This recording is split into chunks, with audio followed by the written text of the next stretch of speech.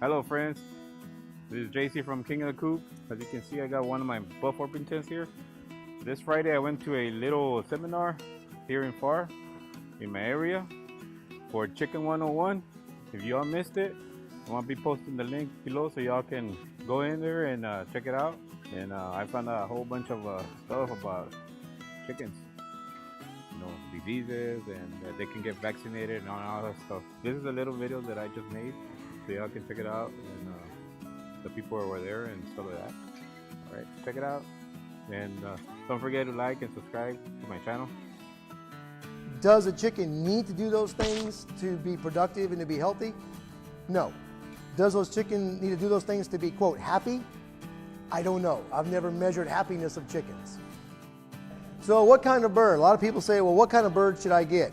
And again, it depends on what your goals are, right? If your goals are to produce eggs, then you want to get an egg type bird. My name is Craig Sufal. I'm an extension specialist with Texas A&M AgriLife Extension Service.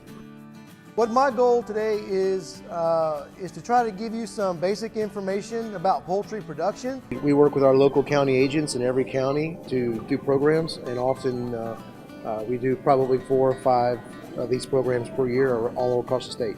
Basic management tips and practices, and not really so much to tell you how to do it, okay? Because everyone can produce poultry in a different way depending on your style of management, what kind of birds you want, what your goals are. Some people just like to have chickens for a hobby, but some people want to do it for a business, right? And so those things might give you very different management scenario. And just kind of talk about different feed ingredients that are good, some feed ingredients that you should avoid, and just kind of go over basic poultry nutrition. Vaccinated, I didn't even know they can get vaccinated. Basically, what you want to do is keep everything away from the chickens that is a source of disease. I think a lot of people have questions about that or the use of antibiotics, and I like that they're addressing it, that it kind of gives you some peace of mind that the diseases that chicken carry are necessarily, that they don't get passed on to humans. So I think that it's really nice that he discussed them, and also the vaccinations, because I wouldn't have thought of vaccinating my chickens. Not only people are using them as pets and for food and stuff like that, but also schools, are using them for stress relievers for students. In researching them before we got them, the main thing that surprised me was how good they are for children and how they are becoming actually service animals. And people have chickens in their home like with diapers and bandanas on, and they really help with blood pressure. They help calm our children with special needs. They calm them down, and it's just amazing. I never knew a chicken could be so good for so many things, Well, that's it for my video. I hope you enjoyed it, and I hope you like and subscribe and share with your friends.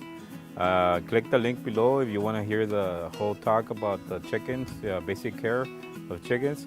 And also, if you want to help me out, go to my Amazon store and you can buy any type of pet supplies that you wish.